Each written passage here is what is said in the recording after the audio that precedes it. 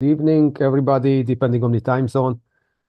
This is Daniel, and this gonna be the first session for hunting for the SNARK, which is, practically a learning group for ZK, which is zero knowledge and SNARK application development.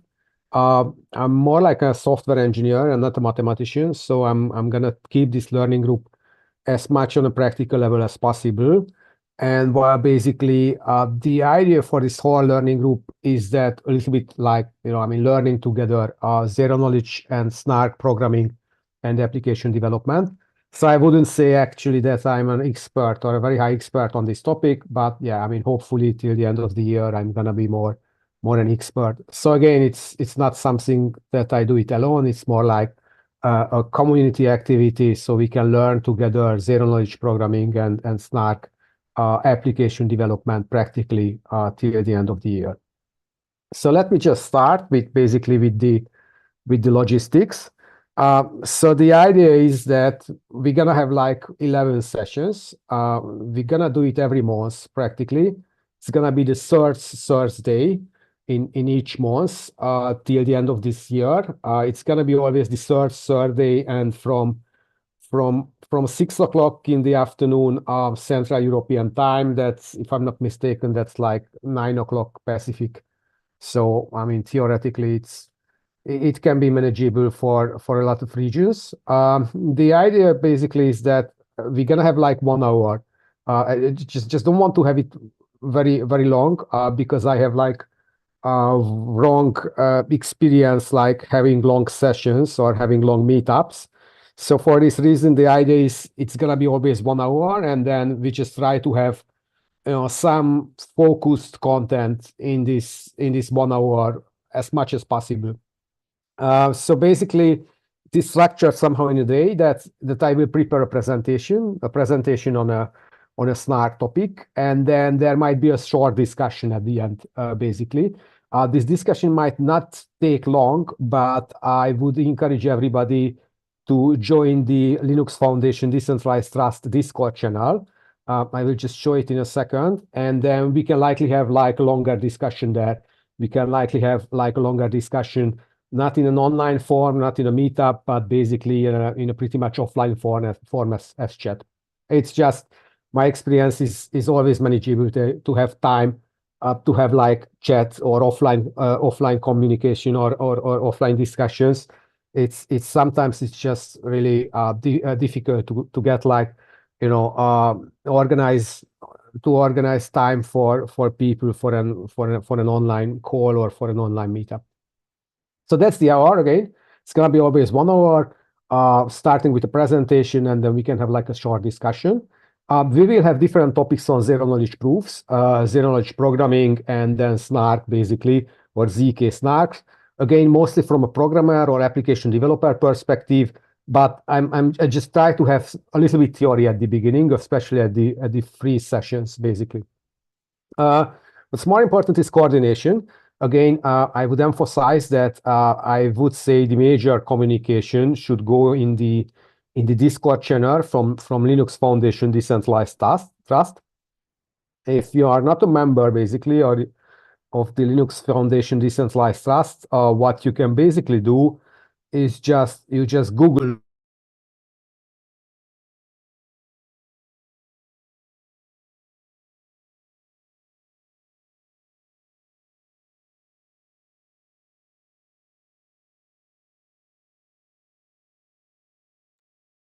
this Discord Yeah, channel. you dropped for like 10, 15 seconds, by the way. Sorry. So basically, the major communication should go on Discord, and then basically that's gonna be the Discord channel for Linux Foundation Decentralized Trust. So if you're not a member, basically in the Discord channel of the Linux Foundation Decentralized Trust, then what you can do, you can just Google it, and then practically the first or second invitation, that will be a Discord invitation for the Discord channel of Linux Foundation Decentralized Trust.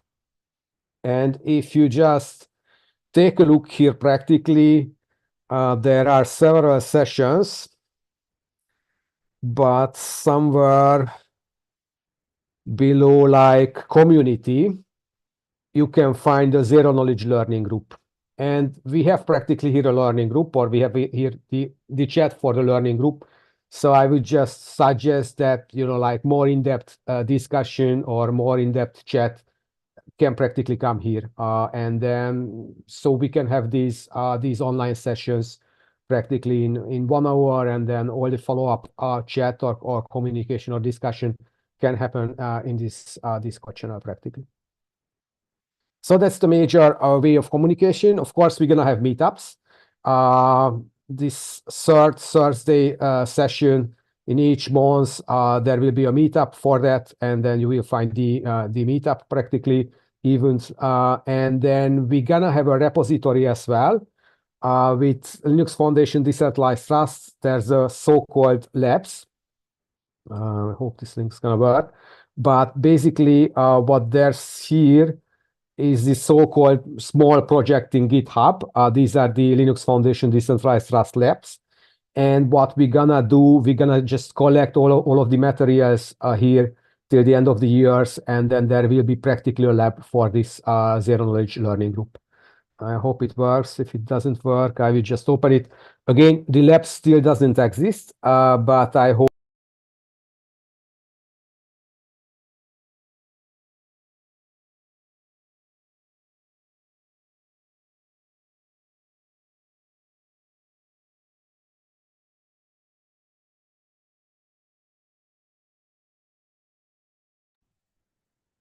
Yeah, you've dropped again, Daniel.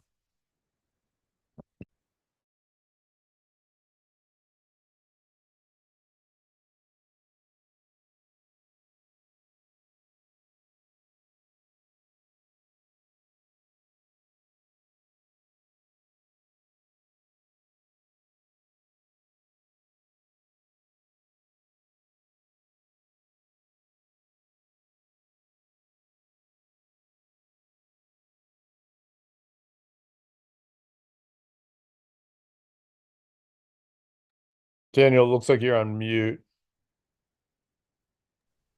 So how is it now?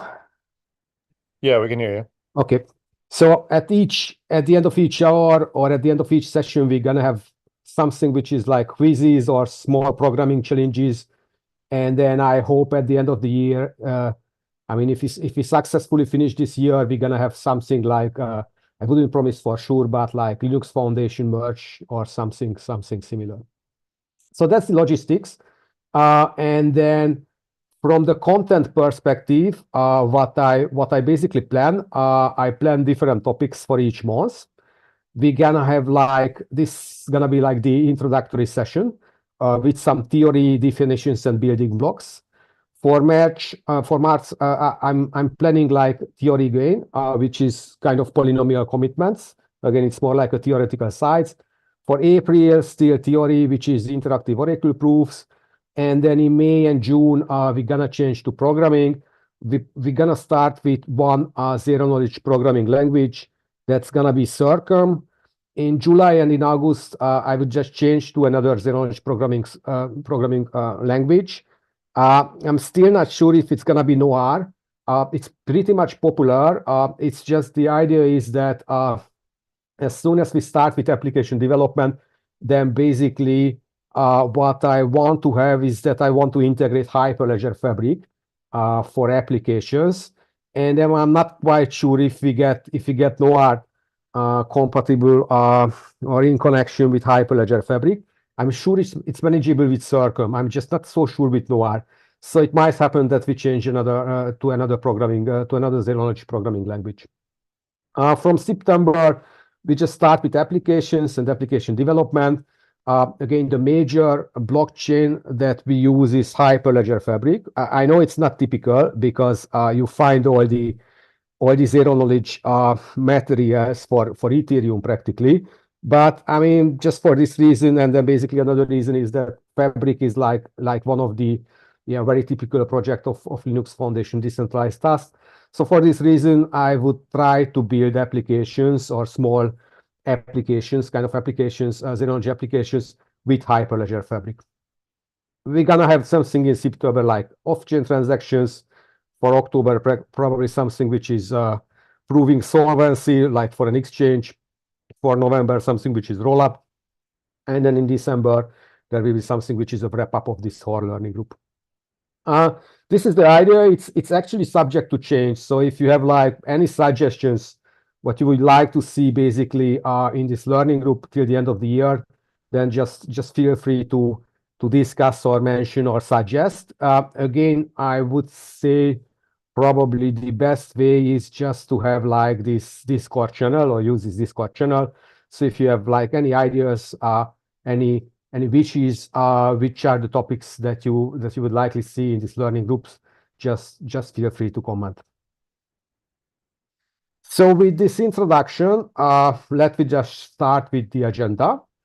And then basically, this is what we're gonna cover in the next half an hour. Some basic ideas of zero-knowledge proofs, some computational models, some representations like arithmetic circuits and rank-bound constraints, some definitions and properties like for NARK, SNARK, and ZK SNARKs, some comparisons of algorithms, and then high-level constructions. This should be like a constructions, and then we can have like a bigger discussion at the end. But before continuing, let me just stop here if there's like, any short questions for the first one.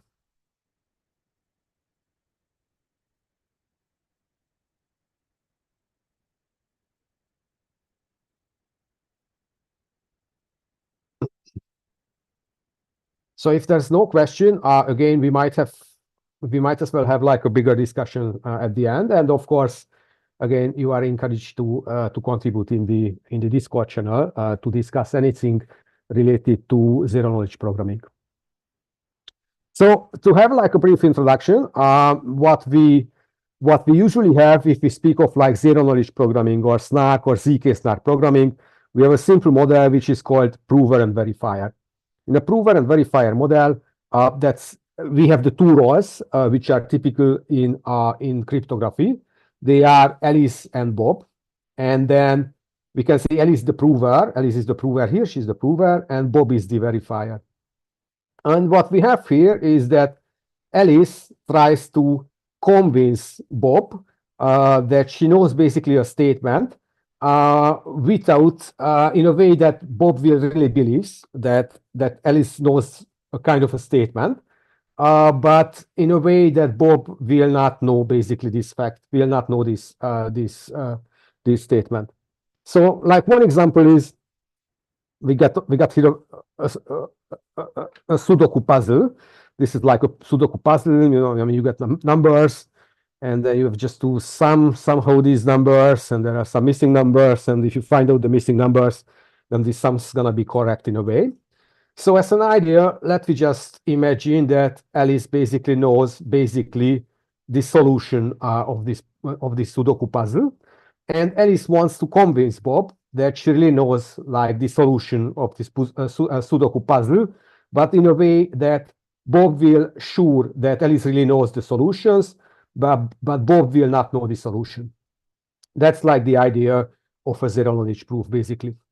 So another example is, for instance, it's like more mathematical, more technical, is that Alice basically knows like a preimage of a hash function.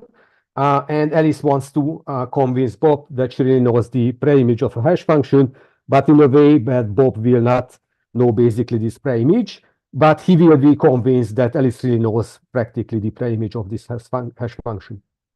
Perhaps it's worth mentioning it's not really like a very classical mathematical proof, so it's not based so much on mathematical logic. Rather, it is kind of a stochastic proof, and it might have kind of like an argument and like a protocol for convincing the verifier about a fact. So basically, it's, I know, kind of a secret information, or there is no kind of a secret information, and she proves in a way, in a cryptographic way, but not necessarily a classical mathematical logical way, that she knows that fact, and Bob will be convinced, but basically without knowing this fact. It's again, what's important, we usually have this game that there's a prover and there's a verifier, and the prover and the verifier might communicate with each other. They might communicate not just in one round, but they might communicate in several rounds. So if there's just one round, then we say that's like a non-interactive proof. So basically, there's not much interaction. There's just, Alice somehow states a fact that she knows the fact without revealing that fact, and Bob will accept or not accept. That's like a non-interactive proof. But there might be several rounds of communication here. And if there's like several rounds of communication, we can say that's like an interactive proof. Of course, I mean, if you speak of like blockchain applications, we like the non-interactive proofs. The reason is for that because we just want to have like one statement, one cryptographic statement that become practically present on the blockchain as well. And then having a static fact or static cryptographic proof on the blockchain, then basically everybody can just verify if that's true or not. If there's like more interaction, that things are more challenging, it's not the best for blockchain applications. So the first example, or one example, is the so-called Alibaba Cave game. So the idea is that we have here a cave. We got Alice here, that's Alice, and that's Bob. And then basically we got a cave. There's two directions in the cave, A and B. And there's basically somewhere here like a door. That's like the door of the Alibaba Cave. And it looks that way that this door is closed. But there's a secret password. So if you want a secret key, if you know the secret password, or if you have the secret key, you can open this door practically. So the game is here that Alice wants somehow to convince Bob that she knows basically this secret key, this secret password for the Alibaba Cave, for the gate of Alibaba Cave, but in a way that Bob will really convinced. Bob is really convinced that Alice knows that secret key, secret password, but Bob will itself not know this key.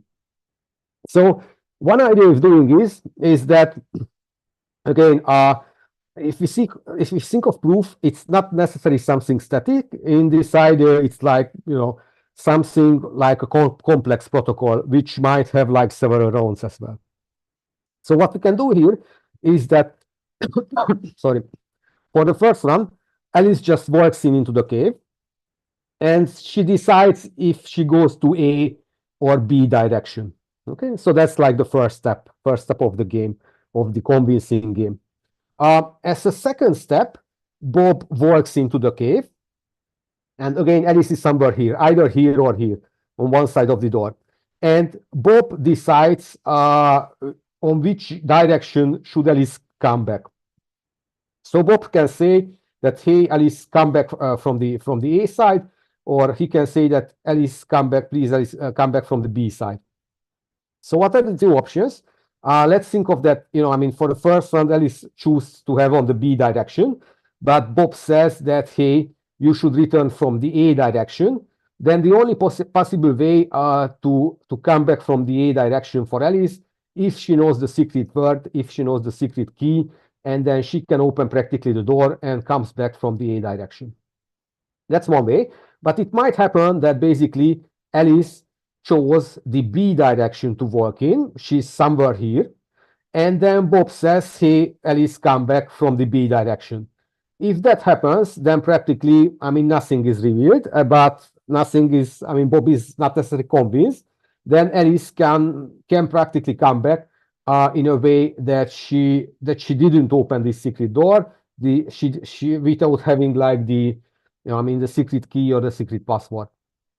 So, but if you just imagine that Bob just flips a coin, and then she says, or he says randomly, please Alice, come back from the A direction, or please Alice, come back from the B direction, then the situation looks that way, that there's like a 50% chance that Alice really knows the secret word or has the secret key, and with secret key she comes back really from the good direction. But there's again like a 50% chance that she has luck, and then she can just come back in the necessary direction without opening the gate, without necessarily knowing the secret key or secret password. So again, it's like one round, and in one round, there's like 50% chance that Alice really knows the chance, really knows the key, or really knows the secret phrase, which is not necessarily much. But if you think of that you can have this game in multiply rounds, then the chance that Alice doesn't know the key, doesn't know the secret key, will be practically smaller and smaller. So like after 2 rounds, there's like 25% of chance that Alice doesn't know the secret word or secret key. After 3 rounds, there's like 0.1125, if I'm not mistaken, chance that Alice doesn't know the secret word. And after like 10 rounds, there's like 1 per 2 to the 10 chance that Alice doesn't know the secret word. So again, it's kind of a proof, but what's more important than that's like kind of there's like multiple rounds, and then basically the chance, I mean, the proof itself is probabilistic. It's not a stochastic process. Let me just check the chats in the meantime. But yeah, so again, the Discord channel is here. If you just Google Linux Foundation Decentralized Trust Discord channel, then you find the Discord channel. And then basically, if you just go down and find community, under community, you will find practically Zero Knowledge Learning Group, which is our learning group. And of course, the slides gonna be shared both in Meetup and in Discord as well. And perhaps they're gonna even be mailed to you as well. So you will have access for the slides. So if I just want to represent a little bit more technical, what I'm having here, I got like 2 roles. These 2 roles are practically the prover. That's here Alice. And what I'm having here is practically the verifier. And the verifier is Bob. And what's happening here, there's like several communications and messages and several rounds, basically. And then the prover tries to convince the verifier about kind of a fact. The fact is here that practically the verifier knows a secret word, a secret key to open this word, this door at the Alibaba Cape. And this kind of communication, I mean, looks that way that, you know, I mean, Alice chooses practically here, choose like A or B, and then practically Bob choose again like A and B, and then practically the real return, if Alice comes back in the right way, in the right version from the Alibaba Cape, then practically in this one round, the verifier gonna be convinced in 50% that basically Alice really knows the secret key, the secret password. So that's like Bob. So it's a little bit cryptic. I'm not very good at improvising things like that way. But again, the major idea is we get a prover, we get a verifier, and we get communication between the prover and the verifier. And there might be several rounds of communication. And at the end, there's going to be not necessarily like 100% chance that the prover really knows a fact, but basically kind of a stochastic, kind of a probabilistic chance that the prover really knows something. So these are practically the rounds. So to continue a little bit, I mean, this was just like a kind of a fairy tale for the person, of course. From a more like computer scientist or engineering perspective, usually we have a problem. We have kind of a game or kind of a domain like this game, or like if I mentioned here like the Sudoku puzzle, or if I have like the other example, which is the hash function.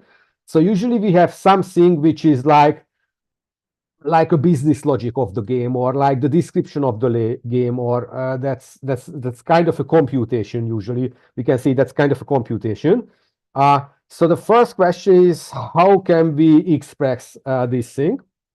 How can we express our game, our basic problem, basically? And what we usually have here, we have like a computational model.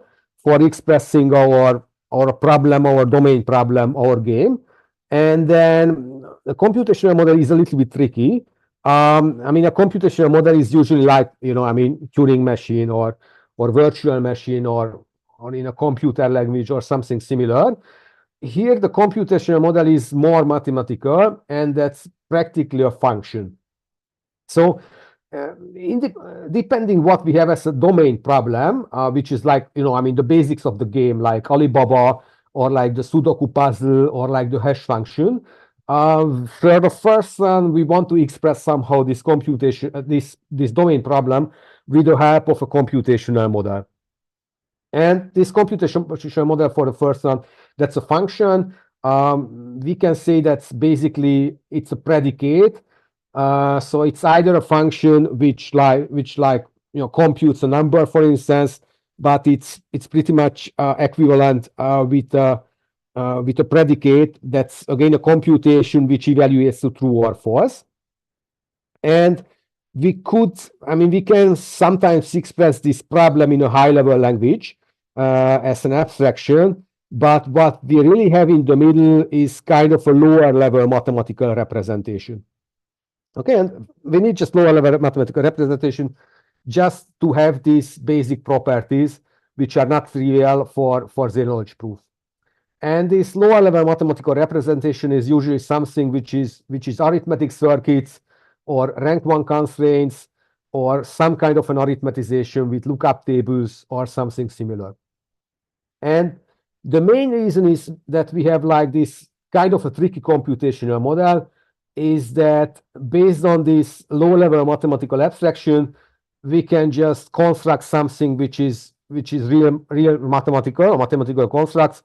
So we can have like polynomials on discrete fields, and based on these polynomials, we can have this tricky use case. I mean, this tricky property that practically the prover can kind of prove somehow something in a way that the verifier will be convinced that the fact is true, and then the prover really knows the fact, but without the verifier knowing basically this fact.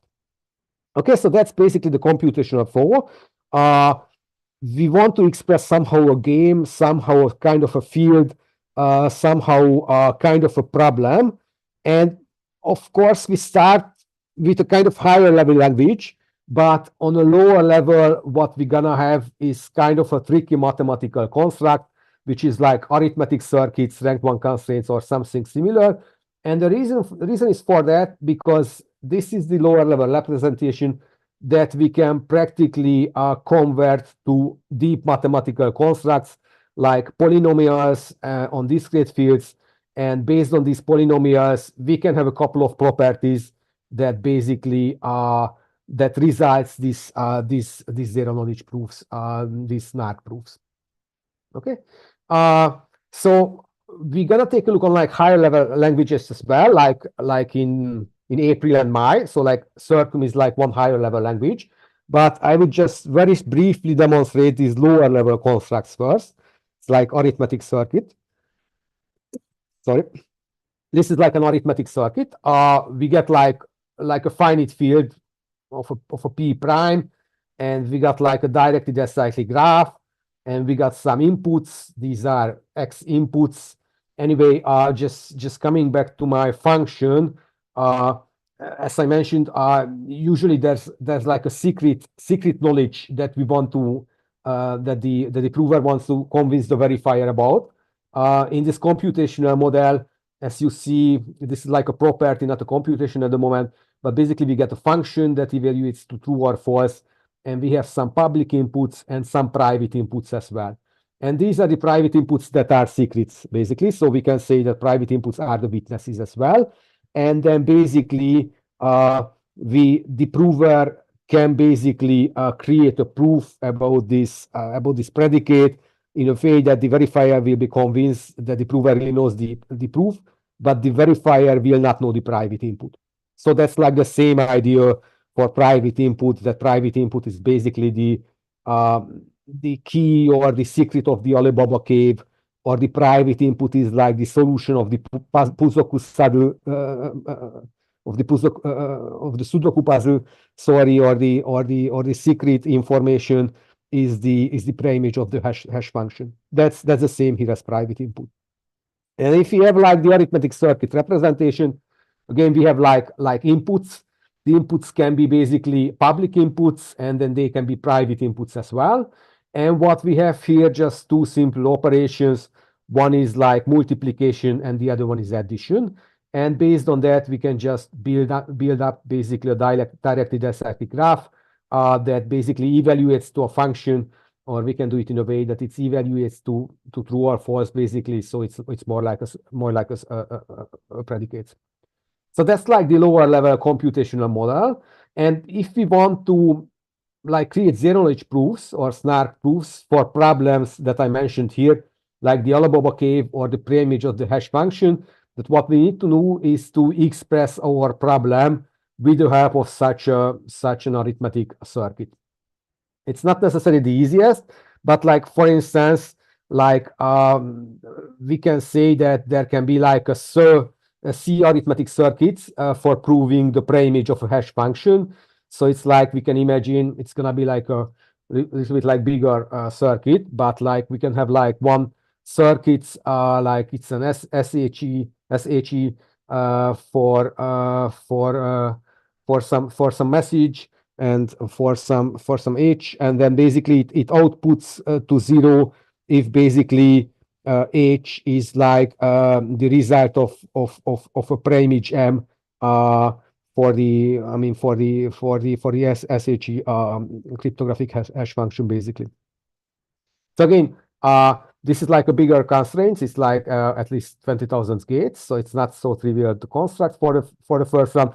But that's basically somehow the computational model for SNARK for zero-knowledge proofs. And again, the reason is for that. The reason is that we use kind of a tricky computational model. Is that this is practically kind of a n-variate polynomial with a kind of an evaluation receipt.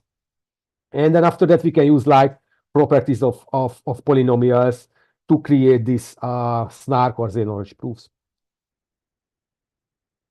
So let me just change to the other intermediate representation, which is a rank 1 constraint. It's pretty similar. It's like basically what we have here. We got like X field elements. These are public inputs. We can have the W, sorry. W is practically the secret input. That's like the witness. And we can have like equations in a form A times B equals G, where A times B and G are practically affine combinations of variables. So it's like practically plus, minus variable, and constants. So it's like a rank 1 constraint is something like V1 times V2 minus V3 plus 1 equals X1. That's like a rank 1 constraint. Then this one is a rank 1 constraint is as well, like V times V2 times V2 equals V2. And this is not really a rank 1 constraint. It's just because we got like multiplication 2 times. So it's like 3 times V2 at the moment. So this is like another representation. I mean, I would just say that the two representations are convertible to each other. So basically, if we have like this arithmetic circuit, then we can say like x1 times x1 equals u as an intermediate variable, and then practically such an arithmetic circuit can be just transported to rank 1 transferred to rank 1 constraints as well, and vice versa, basically. Okay, but the reason is for that again. So if you want to do like ZK proofs or SNARK proofs, first we have kind of a computational model, and the computational model is kind of tricky. That's like an arithmetic circuit, and then basically just having like if we are a zero-knowledge engineers or SNARK engineers, again it's not cryptographers, I would say, but like application developers, then the idea is somehow looks that way, which is represented here. First, we usually have like a higher level language, which is again Circum, Noir, or kind of similar. And then we just express somehow or describe our problem, our domain, with this higher level language. And then basically that is compiled to like a more ZK friendly format, which is like arithmetic circuits, rank one constraint, or something similar. And then practically with these lower level formats, we have all the mathematical properties of polynomials. And based on these properties, practically usually there's a framework which creates for us basically the proof and the verification, and then it creates for an library course for creating the proof and verification. So we don't necessarily need to struggle with the deep mathematical details, but I mean, despite sometimes it's just better to know about them. So this is like the ZK engineering flow. And then let me have some definitions. So what's a SNARK or what's a ZK SNARK? Let me just define in a more precise way. We stay with this prover and verifier model. And basically, for the first round, I would define what a NARK is. NARK is basically called the non-interactive argument of knowledge. And basically, non-interactive means that there shouldn't be much interaction in the prover and verifier. Again, there are like interactive proofs as well, but interactive proofs are not so good in a sense, or not so lucky in a sense that you can't really use them for blockchain applications. It's just because you want to create your proof, put in on the top of a blockchain in a way that everybody can verify it. If there's like much interaction, then I mean, it's just more difficult. So again, non-interactive means there's no interaction. There's like a proof sent to the verifier, and the verifier either accepts or rejects. And argument of knowledge means basically that there's something which is known by Alice, which is known by the prover, and then basically that's the she or the prover will gonna send a proof about it, and the verifier will either accept or reject. So basically, if we speak of SNARK, there's one more complication. We usually have something which is like kind of a pre-processing system. And then what I'm going to take a look on here is basically a NARK with a pre-processing system. So for the first round, if we define things, what we always think of is that we have our computational model, which is, let me say, that's an arithmetic circuit. So in our case, we got the circuit, which is an arithmetic circuit. It has like two inputs, like an X public input and the W private input, and then it evaluates to a number practically on a finite field. But we can say an equivalent version is for that is that we evaluate to predicate, which is like true or false. And then basically we define algorithms. And then first we define kind of a pre-processing algorithm. Pre-processing is basically like there's something which practically creates two parameters based on the circuits. It's like a public and the PP and the VP parameter, which will be used later on practically for this proof. And then based on that, we will have, like in a NARK, two algorithms.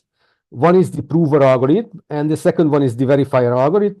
The prover algorithm gonna take like one of the preprocessed argument X, which is like the private input, and W, this is actually just one W here, not two, and then it's gonna create the proof. So that's like a prover algorithm. And then there's gonna be like a verifier algorithm. The verifier algorithm gonna take basically, again, this public parameter. It's gonna take like the public input, and it's gonna take like the proof itself, and it results either accept or reject. Okay, so that's practically a non-interactive argument of knowledge. And again, these are like two algorithms, prover and verifier. And what's important to see here, that the verifier will see just the public input and practically just the proof. Okay, so we can see here on a picture as well as basically, so there's a prover. The prover, after kind of a pre-processing, gonna just have the public input, the private input, the private input, just gonna generates the proof, sends the proof to the verifier, and the verifier, based on the public input and the proof, and with some pre-processing elements, gonna either accept or reject. So that's a NARK. And then we can have like two properties for NARK. Again, non-interactive argument of knowledge. First, it should be complete. So basically, if there's like a circuit, I mean, we have in this definition to evaluate to zero. So practically, it's more like a predicate, but again, it's equivalent. So if we have like a circuit which has like X public input and W private input, and it evaluates to zero, then there can be a proof generated in a way that the verifier gonna accept this proof with one probability practically. So if there's like, if there's a witness for that circuit, which is practically the problem, then there can be a proof generated in a way that the verifier gonna accept. That's practically completeness. And we got something which is knowledge found, which is practically the other direction. So if the verifier accepts something, then we can be sure that the prover really knows a W witness in a way that this C computational model with the X and W input evaluates to zero. Okay, so that's like knowledge sound. That's the other direction. And then what really knows means is like a little bit more tricky and deeper mathematical, but we're not going to discuss at the moment. And there's something which is zero knowledge, and zero knowledge is optimal. So basically, we do not necessarily have like zero knowledge here. Zero knowledge practically means that for this circuit, the X public input and VP and PP public parameters, practically the proof and all the other parameters reveal nothing about the double witness. So practically that's going to be a private input. Let me have just the following slides, and I'm going to discuss things more in details. So that was like NARK, again, non-interactive argument on knowledge. And we got an S at the beginning, and the S is called succinct. Succinct means it's a small proof. So the proof size is small. It's like sublinear of double witness, and the proving time is short. It's like sublinear of the size of C circuit. And we can have succinct and strongly succinct as well. So strongly succinct is even more smaller. We have a proof size which is even more smaller, like logarithmic in the size of C circuit. And the proving time is faster, like logarithmic in the size of C circuit. So the idea is basically that the result of this SNARK proof is basically kind of a small proof which can be verified pretty fast. And if that has like a zero knowledge property, then we can say ZK SNARK practically. ZK SNARK is a SNARK that is also zero knowledge. And just to mentioning, as I mentioned, a SNARK shouldn't be necessarily like zero knowledge. If you have like a SNARK, it's like a small proof about the complex computational model that can be verified pretty fast. So if you have something similar, you can be used like for like in rollups. In rollups, you don't necessarily need privacy.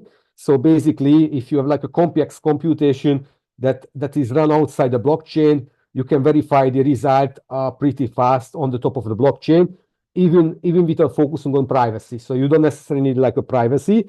ZK, zero knowledge, is like an optional parameter for SNARK. In most of the applications, it's something good, but you don't necessarily need it. And based on the algorithm basic definitions, I would say there are many constructions. Basically, these are just some of the major ideas, major constructions for zero knowledge proofs. We got like row 16, Plonk, Marlin, bullet proofs, STARKs, basically. And these solutions differ on different things, like the size of the proof. I mean, size of the proof matters, of course, because especially if you use like blockchain applications, sorry, then you need small proofs, because if you just write in your small proofs into the blockchain, I mean, anything which is written into the blockchain must be short, otherwise it's just not manageable. So you might as well write in like 200 bytes to the blockchain, but if it's like 100 kilobytes, it's not necessarily the best idea.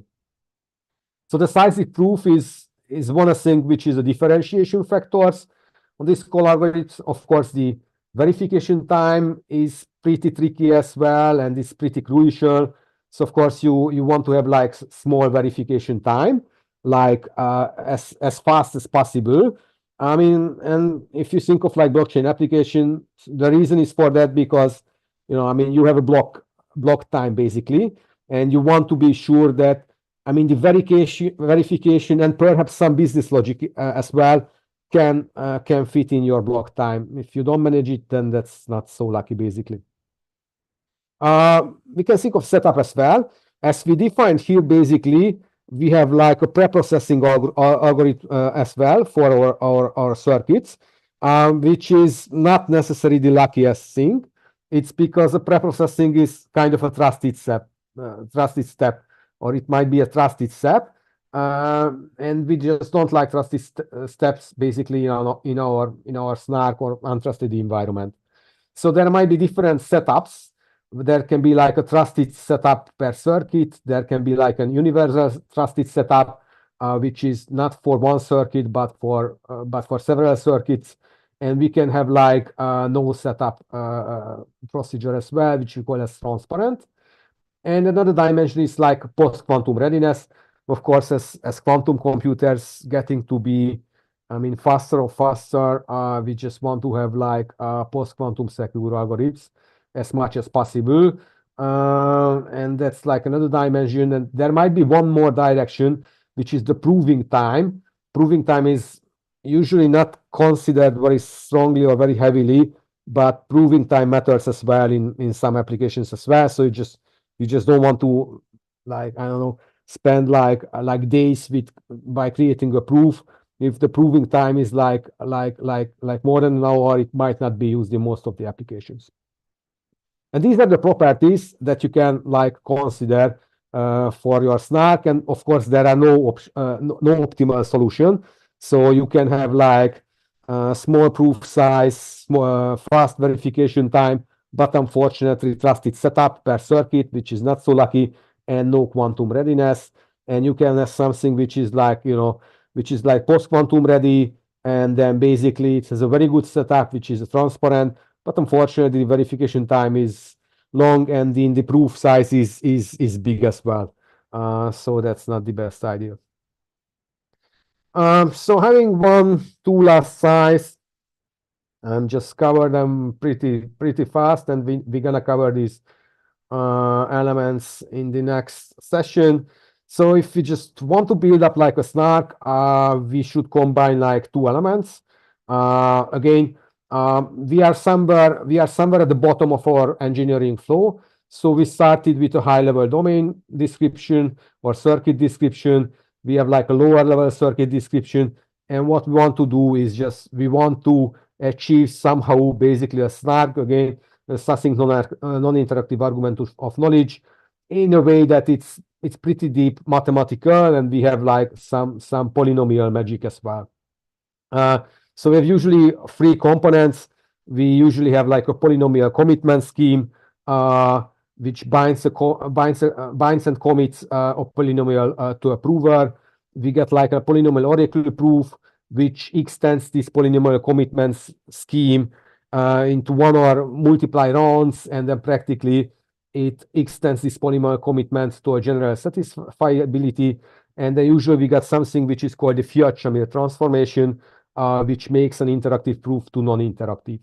And if we have like these three elements, then we can build up basically a SNARK. We're gonna cover a little bit more in details these two parts basically in the next two sessions. Again, I mean, without plunging very deeply into the mathematical details, but with covering some of the mathematical elements. And then we're gonna take a look on the Fiat-Shamir transformation as well. Okay, and then considering these two elements. So again, this is like a friend of mine is a cryptographer, and he always said that cryptography is a zoo. There are many animals in the zoo. So the same is true for SNARK.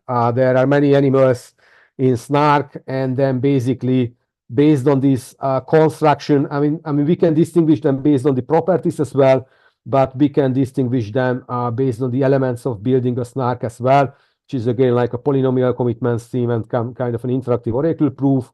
And based on that construction, there are several polynomial commitments and IOP. And if we just mix things up, then we get different versions with different time verification and proving time, proof size, setup assumptions, or post-quantum readiness. And here are some of the ideas is for like polynomial commitments. If you use like pairing, it's just KZG10. With discrete logarithm, it's like bulletproof. It's like with hashing, FRI. And then with interactive proofs, there are many versions as well. Again, the field is pretty chaotic at the moment. There are many applications and many versions and many initiatives. I can say it's very exciting as well. So I would say that was my first presentation. We will continue basically in a month with like probably a little bit more like with polynomial commitment and interactive oracle proofs, staying with the theoretical side. And then I would say there's like one, again, that's a learning group, but I would say there's gonna be like one homework assignment as well for this first theoretical session as well, which is non-mathematical or not necessarily mathematical. It's related to the cave of Alibaba. As you might have seen, the cave of Alibaba is an interactive protocol, so there are many rounds, and in a probabilistic way.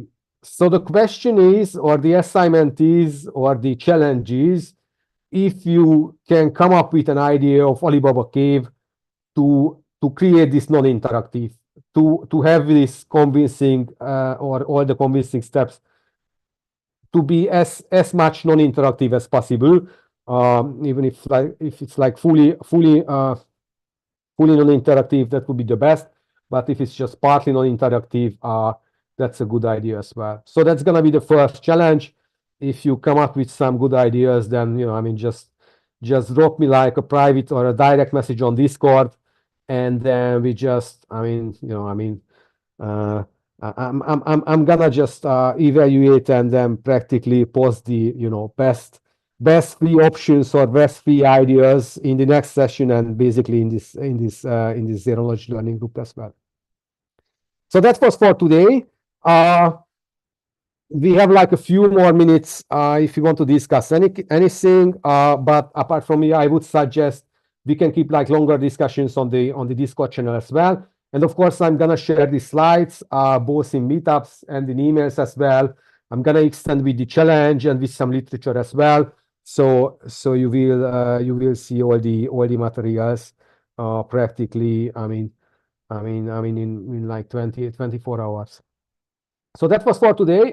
If there's any questions, comments, discussions, or ideas that you would like to suggest, yeah, just feel free. Just feel free to chat or free to unmute yourself, and then just yeah, let me just discuss. Let me just brainstorm on things.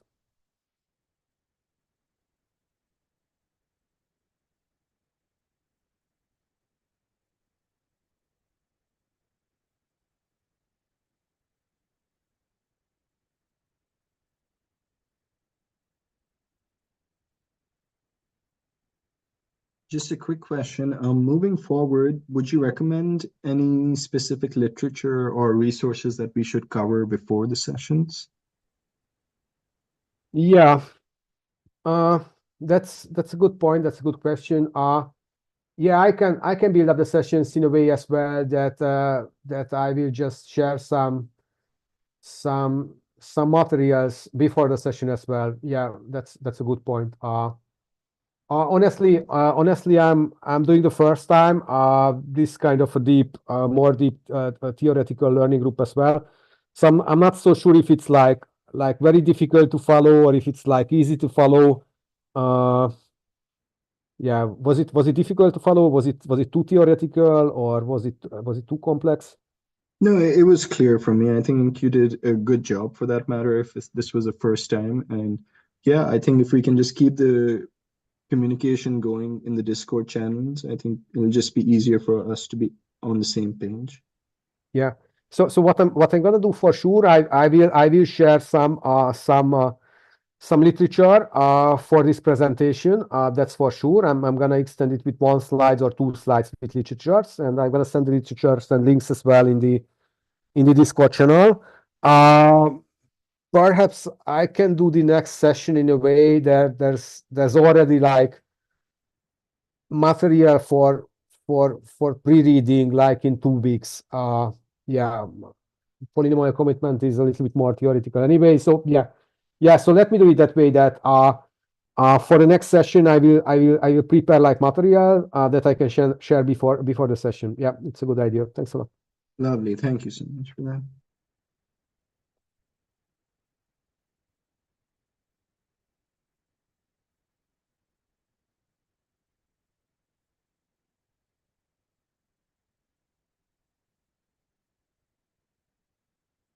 So if there's no more questions, comments, or suggestions, then I would say that was the first hunting for the SNARK session. We're gonna continue in a month, and then just feel free to share anything on the Discord channel. And well, thank you very much for your attention and for your participation. Great. Thanks, Daniel. Thanks, everyone.